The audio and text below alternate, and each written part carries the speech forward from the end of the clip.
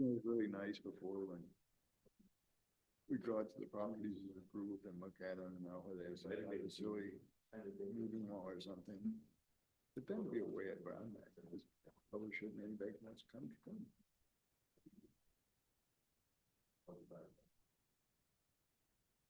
You're 1 minute behind them. Oh, I like it. I would like to call the meeting to order for the Nisswa Planning Commission Board of Adjustment for Tuesday, December 6, 2024. Roll call, Josh Young. Gary Harris. Dave Reese. Maggie Wentler. Stephen Timblin. Are there any additions or deletions to the agenda? I have no additions or deletions. The one thing is that liaison Jesse Zahn was maybe going to be attending remotely tonight from the address 4540 Gordon Drive, Naples, Florida. He is not yet in the lobby, but I think we can proceed. Okay. I'll entertain a motion to approve the agenda. So move. I'll second. All those in favor? Aye. All those opposed, motion carries. Next, to approve the meeting minutes for November 6th, 2024. Are there any corrections or additions to those minutes? Nope. None. Hearing none, I'll entertain a motion to approve the minutes. So move. All those in favor? Aye. All those opposed, motion carries.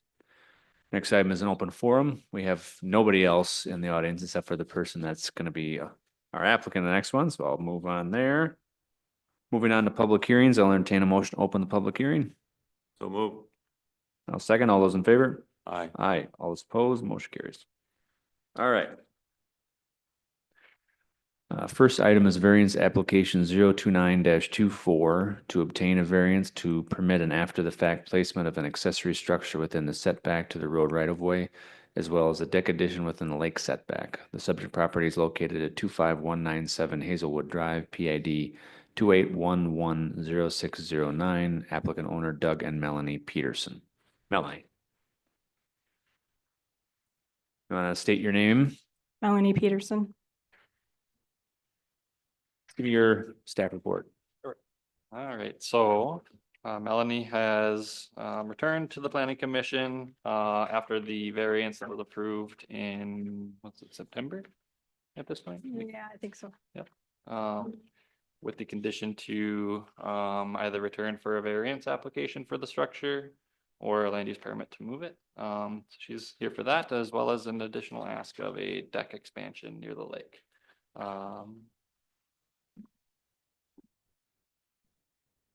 The after the fact placement of the accessory structure within the road right of way setback was 3.7 feet where 20 is required. And a variance for the expansion of an existing deck within the lake setback to the ordinary high water of 50.7 feet where 75 feet is required. Purpose to be squaring off the deck as shown on the site sketches. The shed was located by the professional surveyor. The existing deck is multi-dimensional, where the largest lakeward extent of the deck is currently 10 feet. The applicant wishes to expand the deck face to this point for the entire existing length of the deck, when they apply for a land use permit to rebuild it.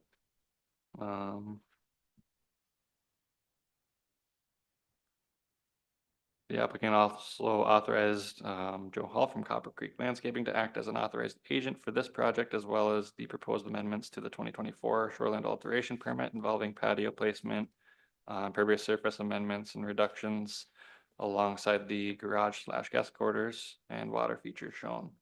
A revised stormwater management plan must be reviewed upon amendment to that shoreland alt permit, which I'll take care of administratively through that process. And yeah, that's basically it in a nutshell. Pretty simple staff report analysis for this one. Okay. Does the applicant want to kind of give us a brief overview of what the plan is? So with the deck, we are needing to replace it. I think it was built in the 90s. It's rotting. Just needs to be replaced. But when we rebuild it, we would like to, there's an 8-foot section and a 10-foot section. We would just like it all to be 10 feet across so we can at least put a table there without falling off.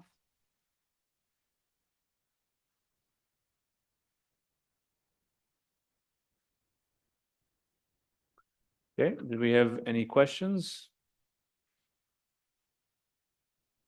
No. No, I had a site visit. I was out this summer on. so Yeah. Dealing with the same problems. And Yeah. As far as the shed goes, I had 3 movers come look at it and, several landscapers and excavators to help ascertain like where is a good place to put this, because we don't have another level spot. As you can see from the survey, the whole lot kind of bowls or dishes down towards the house and towards the lake. And so where it sits right now is basically the only level spot on the property that is, anywhere near where we can actually put a building. The couple landscapers said, and well, one of the shed movers said, you're gonna need to move a lot of dirt to get this level and maybe build a wall before you would move it. Which then would put it right in the middle of one of my basins. That Yeah, I think- according to one of the plans or the stormwater management plan. Yep. So moving dirt is gonna change that, and change the way the water flows through the property. And so far I've been trying to create those areas where I can keep the water from running down towards the lake. And so to have to redo any of that is, just double cost for me. I also get water from all the neighbors across the street and from the south. I'm the lowest spot, so it just makes it difficult to find a good spot to put it.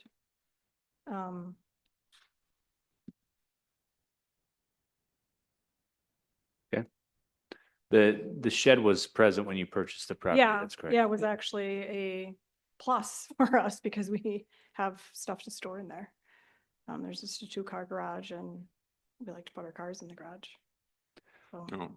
If I remember right, the shed is about in the same position so far as setback from the street goes as the neighbor's garage is to the south. Is that correct? that's correct. You can actually see one of them was put on the survey there. There's 2 garages that I think he put the second one to the Oh, yeah, south, yeah, and then okay. there's also a third one to the south that I took pictures of.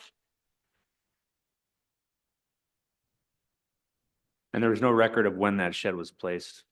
Popped up on aerial GIS between 2016 and 2019. Okay. For the record, what is the roadway setback from Hazelwood Drive supposed to be? 20 feet from the platted right away edge. So on the north side of the survey is where that 20 feet is depicted. Is Hazelwood, it'll never go through north of you, will it? Isn't that kind of a dead end street there? I believe it terminates at the public access. Yeah. Because it to the runs north into there. public right access. before the and- tunnel. Yeah, so, okay.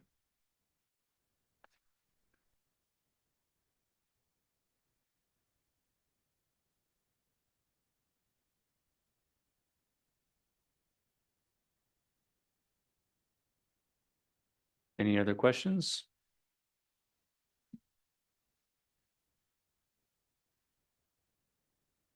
All right, hearing none, I'll entertain a motion, and then we'll have to go through the variance application questions.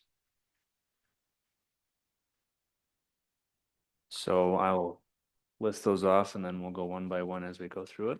Yeah. Number 1 is the variance in harmony with the purpose and intent of the ordinance and comprehensive plan.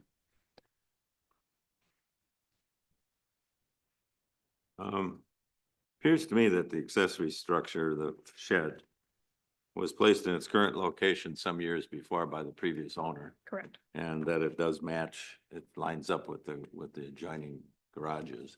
So I don't really see a problem personally with that. And then so far as the deck goes, reconstructing the deck to square it up, and it's not gonna put it any closer to the lake than the closest point of it is now. That is correct. Right. So I don't see a problem with that either. Number 2 is the property owner proposing to use the property in a reasonable manner not permitted by the City of Nisswa Code of Ordinances. Again, I think it's not gonna be used in any manner that it hasn't been used in the past up till now, and you are a new owner of the property that was caused by previous owners, the current conditions, correct? Correct. 3 is the need for the variance due to circumstances unique to the property and not created by the property owner. I think we just alluded to Yeah, that I think in the that's the last. same as number 2. 4, will the issuance of a variance maintain the essential character of the locality? I would say yes, as it's a variance application for something that was existing before the owner took possession. And it does match the adjoining And it property. does. so It's fine. Number 5, does the need for the variance involve more than economic considerations? Yes, I believe the applicant talked about the need to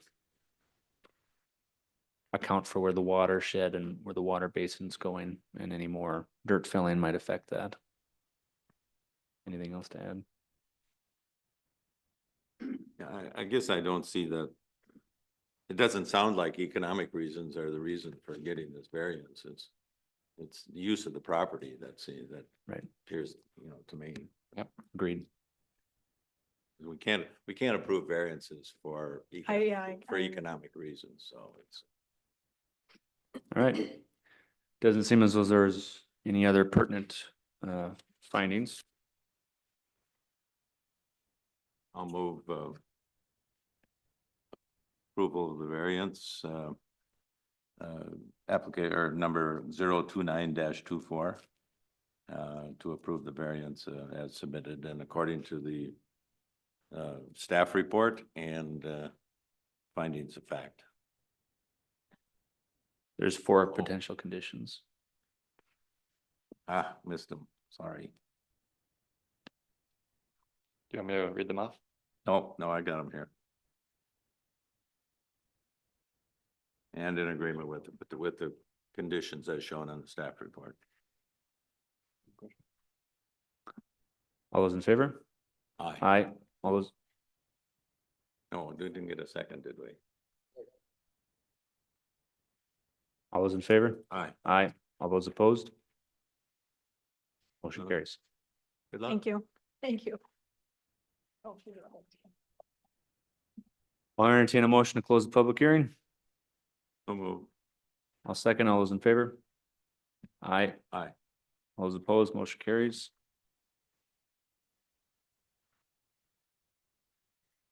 All right, moving on. New business, 2024 Planning Commission calendar. I guess that was perhaps a typo on the agenda. It's 2025's calendar that I'm presenting in this, I guess. So in front of you guys, I have drafted up the 2025 Planning Commission / Board of Adjustment calendar. Couple of key highlights and points on this calendar would be introduction of development review team meetings. These would just be placeholder dates for the landowners and their authorized agents to meet with city staff to discuss proposals that require planning commission and board of adjustment review. These types of meetings already occur informally throughout the week. And the end goal of their introduction is to provide information about prerequisite steps to apply for variances, CUPs, IUPs, subdivisions, and others that can be deemed complete and present to you guys. By setting these dates aside now, I'll promote time management throughout the calendar year while providing clear direction regarding process and ordinance requirements. I also standardized the lead time for deadlines to attend meetings, such as planning commission dates. Rather than the first Friday, I'm electing for 5 Fridays before the meeting's occurrence to allow time to deem complete, perform review, as well as to publish the required notice in the paper. And get mailing out to neighboring property owners. For development review team meetings, I selected a date of 2 Fridays before the meeting to allow for scheduling throughout the day of those meetings to occur. And invite relevant stakeholders to attend.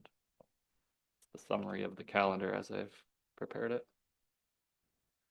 Do you anticipate that it'll be similar to how Crowing does it, where it's, you have a block of time and then the applicant is able to come with at a review time on those days only to discuss it with you, so you can narrow it down to one day versus all the time is kind of Exactly, the idea. yes, so that I can kind of establish a day that's preferred for us at the city staff level and to also facilitate site visits throughout the week as needed rather than, you know, impromptu DRT meetings.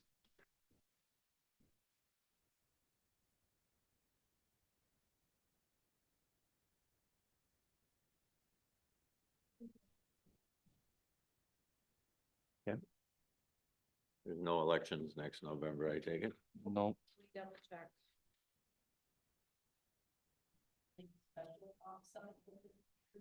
You never know.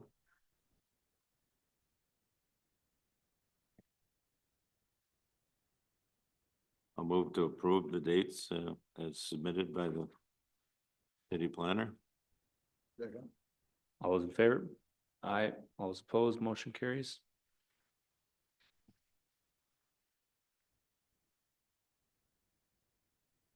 Next item is old business downtown master plan update.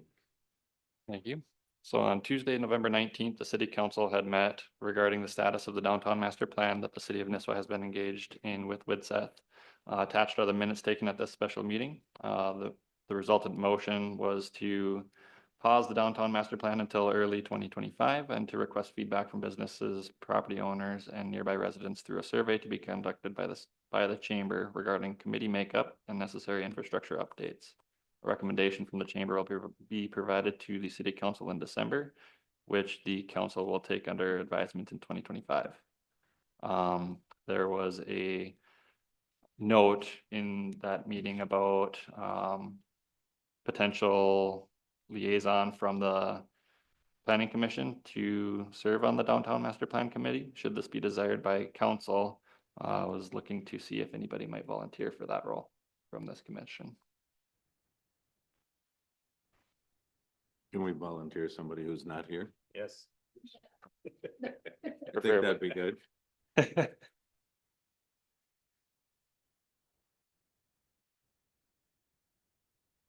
Do you have any details on the time commitment that will be required? I think that they were originally slotted for the same day as these meetings in the morning around like 10:30. Typically an hour long. I did hear from Sean that he might be interested in it after that meeting on the 19th. Just wanted to open it up so that I'm not just like, okay, you're my guy. So Sean would be a good representative. Okay. I'll move that Sean be a representative to the liaison from the planning commission. If we need a motion. I don't think we need a motion, Okay. just a opportunity to discuss and provide you guys an update, so. No, there was the first plan that came through and I haven't viewed it at all. But there was some kind of a hiccup downtown, is that right, with some of the commercial properties? Well, I guess what do I say? We met a few times with the committee and then, there was some surprise at some concepts that came out and we All right, have kind of discussed and addressed those. so it's back to the drawing board anyway. Okay, all right. I think it was getting into the meat of starting to discuss some of the things like pedestrian movement, street, in traffic, you know. And how, better how- circulation, how it- things like that. And just beginning to, you know, start an open discussion about those things. You needed to have some concepts laid out on paper to really start the discussion. understand. And that's, you know, that met with some opposition. And to a request to pause or restart and now kind of set boundaries on what can be discussed or reviewed. Yeah, I would imagine there's impacts are different on a particular business or two or three compared to others and, you know, you gotta swallow hard on it. I think so. I think right now we're at a pause for it, obviously, and then with the goal of evaluating the makeup of the downtown businesses through the chambers process of, seeking input in the survey as discussed from there. Okay. Once we have that, then we're gonna reevaluate, I guess, their response to that survey as well as just check scope process moving forward on the plan, so. All right. When do you anticipate the first meeting date? With the pause, I would say maybe discussion occurring at the January city council meeting, so maybe February, if that. I think that's kind of the plan. Yeah, I know there was talk about trying to get feedback from people when the majority of the population is here. So I know there was a little bit of stuff like trying to do it in spring, summer. Now, whether that's, we have concept designs to get that feedback, or do we want the feedback before the concept designs? Cart before the horse type of thing. The winter travelers won't be back until April or May anyway, so I mean, this is it'll true. be all over but the crying by then. All right, That's it. No motion needed, I guess. All right, so. Okay. City planners report. Through the month of November, I had issued 10 permits, from new residences, some septics. Those are still going in the ground. A commercial sign that was approved by variance in September. Some shoreline alterations. Residential additions, such as, living area and decks, some driveways and some E911s. Okay. Any other questions, comments? I will entertain a motion to adjourn. so move. So move. All those in favor? Aye. Aye. All those opposed? Motion carries. Meeting is adjourned. Thank you. Mortgage rates haven't dropped enough yet.